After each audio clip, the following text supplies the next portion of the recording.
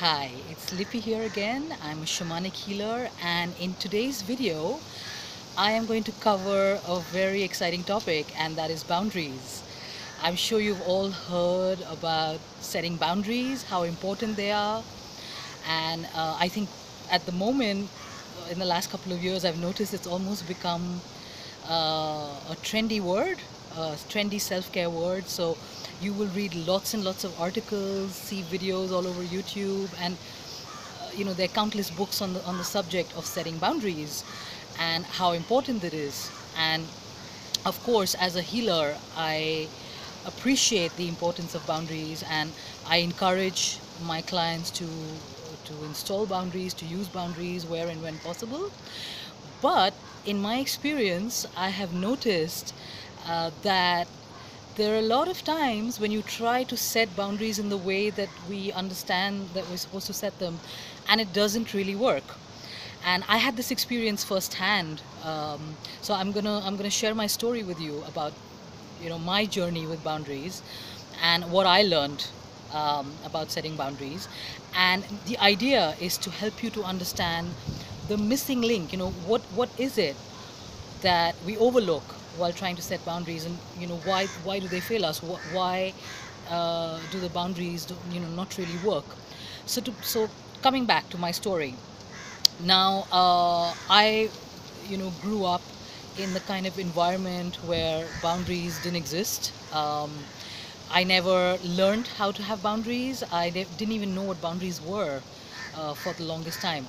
And as I started moving forward on my own healing path, I came across this idea that it was very important to have personal boundaries, and it was a new idea for me. This was about 14 or 15 years ago, um, and it was a very new idea for me, and something that I had never been taught all my life.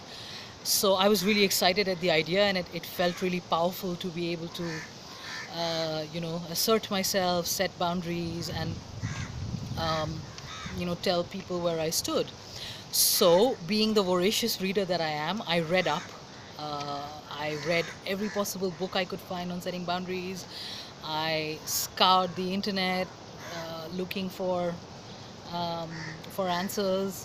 I spent many years trying a variety of ways to make boundaries work, and sadly, most of the time, the boundaries that I would manage to set up just wouldn't work. They would fall apart, and it would go something like this. So uh, I've I'm not going to say that I'm a passive person, but sometimes I would get into certain situations with people, and I would find myself tongue-tied.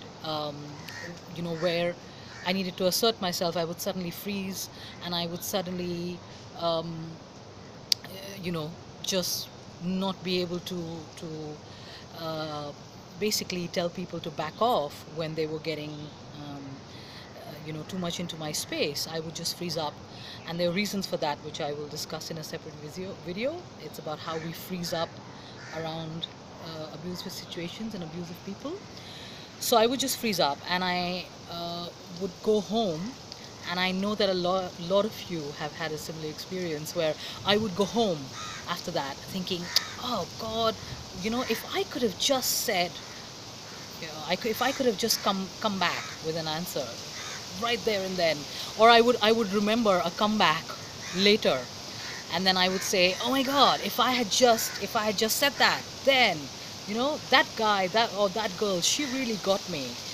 She really planted a zinger, and I just couldn't say anything back.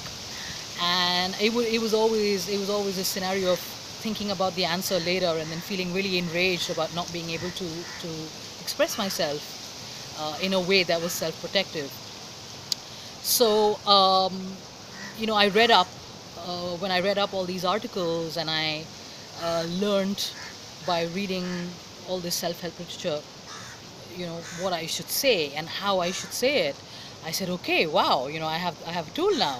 I have a way to assert myself. I was very excited. So the next time somebody planted a zinger or crossed a line, I said, okay, wow, let me just use what I've learned. And I used it. except that I found that I wasn't coming across as assertive as I would have liked. And also, I found that the person I was trying to set a boundary with, on some level, I think they sort of sensed my weakness in that area, or they, picked up on some kind of energetic hole weakness, if I may call it that, and they would guilt me for setting the boundary, and I would now go home with two zingers. So I would have the zinger that the person put me through, the boundary, the violation, which was humiliating to begin with. And then I also had to deal with feeling shamed and guilted for saying something back. Okay? And usually the next time I would find that I had far less strength to set that boundary or say what I had to say, and I would freeze up again. Okay? And this happened many, many times. And I would also like to share with you another experience I had when I was trying to set boundaries. Is I would have this weird feeling around my solar plexus, and I cannot describe this feeling to you. But it took me years, and when I got into shamanic practice, I finally understood why I had this feeling.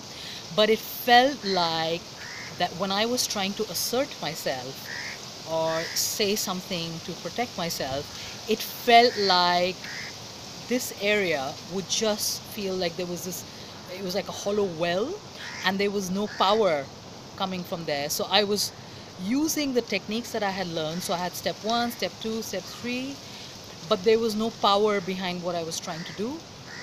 And it almost felt, let me explain it metaphorically so maybe it will be easier to understand. It felt like I was a ghost trying to put a light switch on. So it was like my hands would just go through the light switch. And so all the hard work I put into setting up boundaries, step 1, step 2, step 3, look the person in the eye, use an assertive tone, use a flat tone so that you don't come across as offensive. Use another technique that you people teach a lot is use um, I sentences, so you don't sound accusatory and things like that. And as I said, all this would fall apart. It would just fall to pieces. It never really worked. So I started asking some questions, and I said, what's going on? Like, why is it that when I'm trying to set a boundary, I seem to have all the tools, but it doesn't sort of really work out that way in real life? And my investigation, my research into this, brought me to some very interesting places. So first of all, and this is something I have covered in my other videos, and I'm going to be talking about this separately in a video, I realized that the feeling I had in my solar plexus, where I felt I had no power, so my self-assertion wasn't very strong. It was a very, coming from a very sort of hollow place, and it's because I actually had a lot of soul loss around my personal power, and I had a lot of energetic holes. I've talked about energetic holes in my video on energetic wounds and what they look like energetically, and I actually had these energetic holes in my solar plexus. So it was really like something like a leaking bucket, where when I needed the power, it wasn't there. It was just falling through. And I realized that I needed to do something about that. I had to change that to be able to really use those steps and set the boundaries appropriately. The second thing I realized was this, that I had a lot of other emotional wounds, which made it very, very difficult for me to have any kind of foundation on which to lay the boundary. So when you have a lot of emotional wounding, you end up with a very weak ego foundation. Now, I know a lot of you watching this video are, people who may have an issue with this word ego. Maybe you have learned in spiritual practice that, ego is a bad thing, and the whole idea of spiritual practice is to transcend the ego. But I have a slightly different view, and I believe that it's very, very important to have a healthy ego as a foundation for yourself, and your spirituality should be based on a healthy ego foundation, because the healthy ego is what gives us a sense of self and protects a sense of self.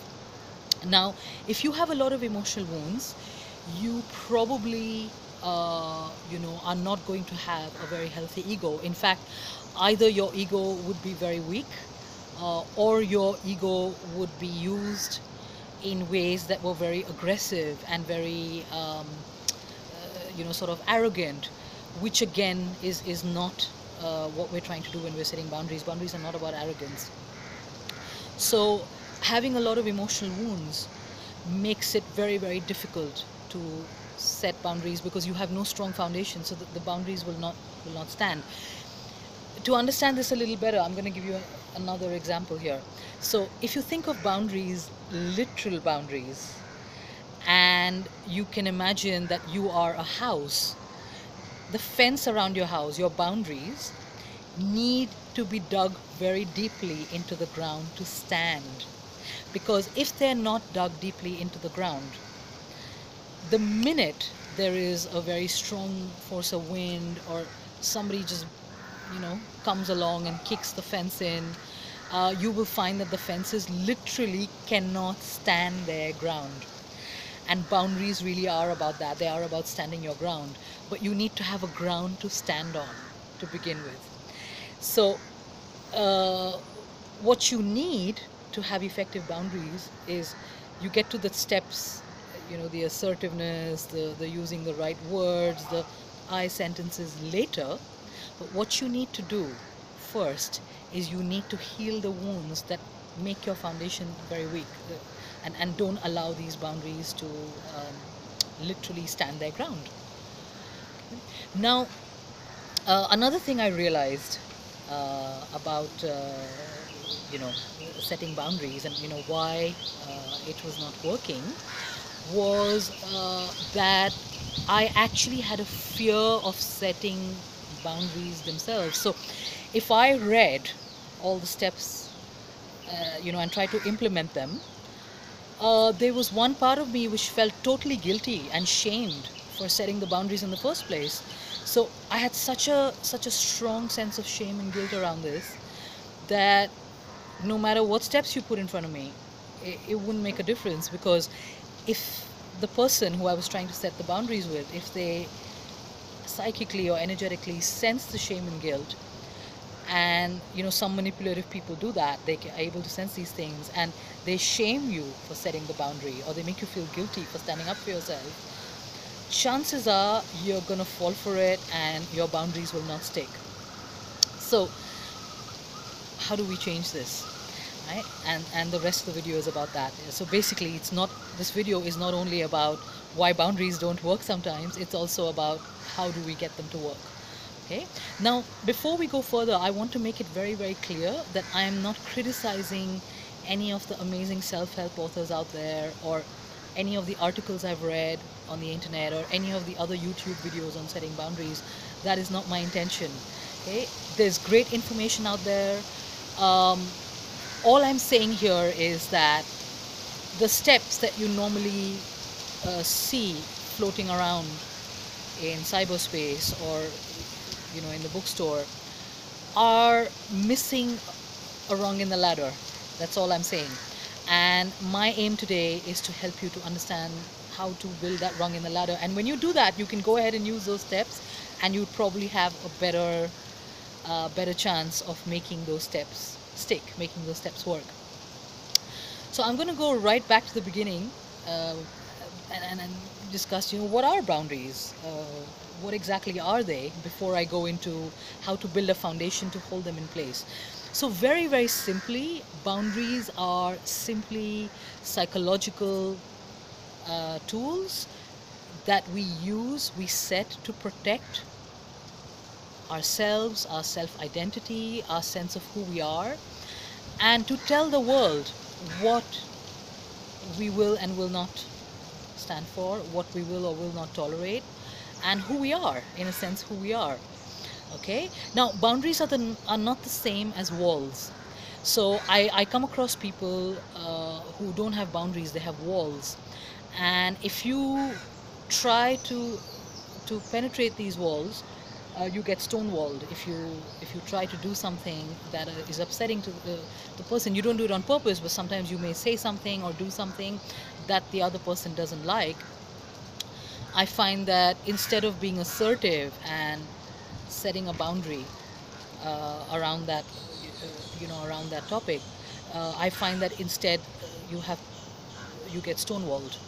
Um, and when you get stonewalled, that is not particularly well. I'm not going to say that it's useless in every situation, because I really am a believer in doing things that work in a particular situation. So maybe walls are appropriate in some situations, but mostly I would say that they don't really work very well because they alienate us from others. So boundaries are not walls. They are simply healthy fences that we need to put up to preserve um, ourselves. And why is it essential to do that? Because I know that a lot of spiritual literature talks about, you know, merging with life, and how we are not separate from life and we are all one, and we are. Uh, on a, I would say a higher scale, on an ultimate scale, we are one, and I really do believe in that. And there are no boundaries, and we melt into each other, so to speak.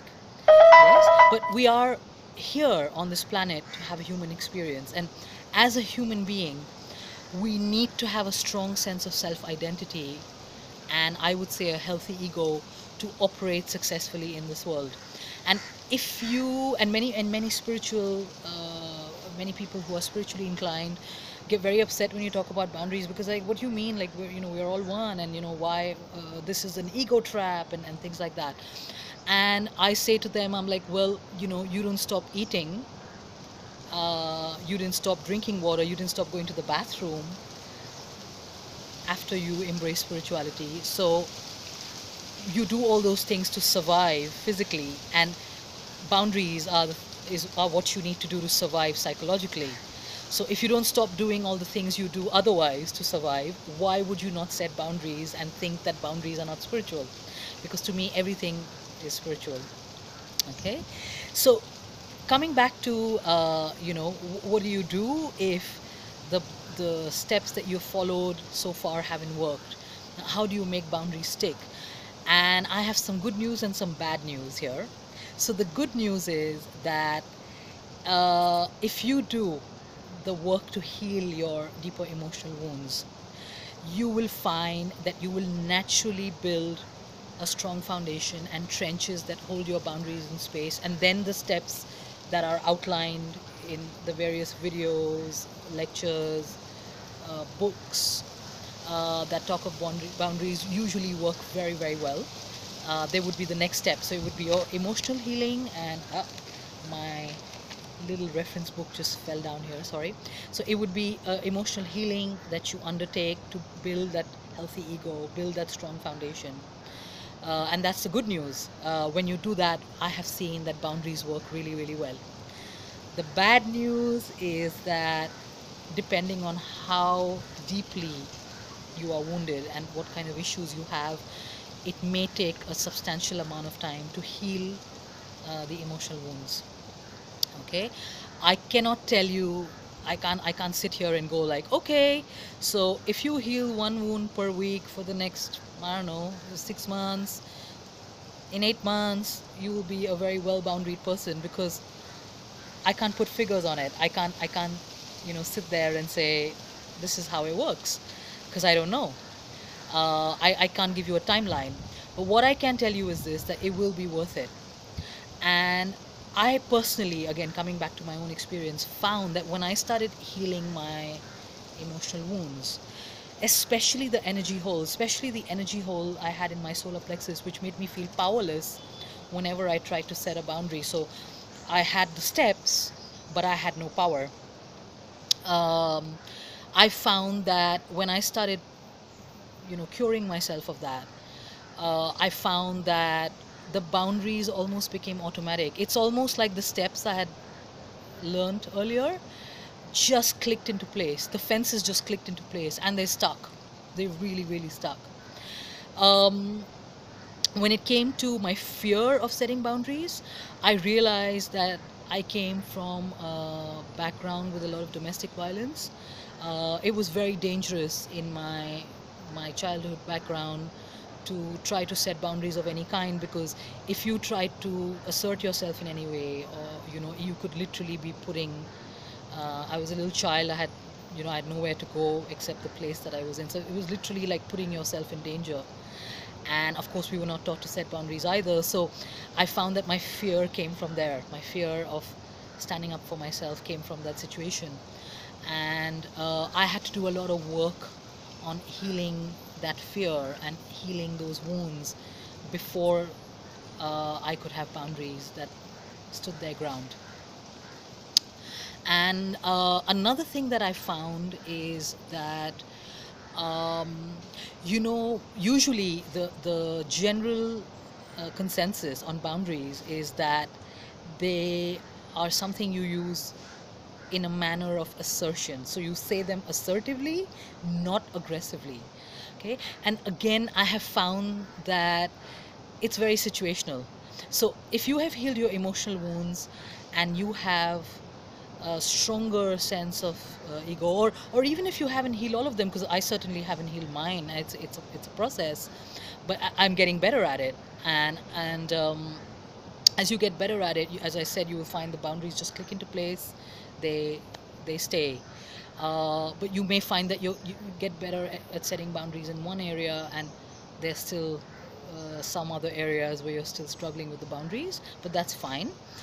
But also to remember that what tone you use, are you going to be aggressive or assertive or even passive in some cases, is a very situational thing. So it's really dependent on what is right at that moment. And I see again a lot of the literature out there, a lot of the text out there talks mostly in terms of being assertive. And in my experience, the other reason that the boundaries don't stick is because assertive doesn't work 100% of the time, all the time. I would say it works in most situations. I would rather be assertive, use that assertive tone when I have to get a point across. I found it works most of the time, but there are certain situations where it's really better to have the aggressive tone, because you really need that. And I'll share an example with you. There are people out there who will, even if you set a boundary with them, will violate your boundaries. They have no qualms about crossing into your boundaries. Most of the people I'm referring to who do this tend to be what we call the cluster B personality disorder types. So there are people out there who will do that, and sometimes just using the assertive tone because you read somewhere that that's the best way to go isn't always the best way to go. Okay? And sometimes if you have someone who's very, very dangerous, it's better in some situations to be passive or to use more of fawn technique, or find a way to just get out of that situation as quickly as possible. I'm not advocating one way or the other. I'm just trying to say that it doesn't work very well to follow textbook rules in life where you have step 1, step 2, step 3, and let's apply this to every situation. It works better to see your situation and use your own intuition and your own intelligence to adapt.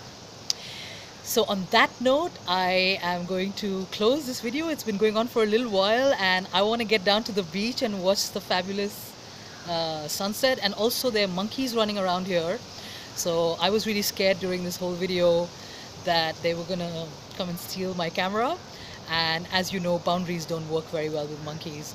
So I'm gonna go, but it's been really lovely making this video. And do write me your comments or questions about boundaries, or any feedback from you would be appreciated. And I will see you soon. Thank you and goodbye.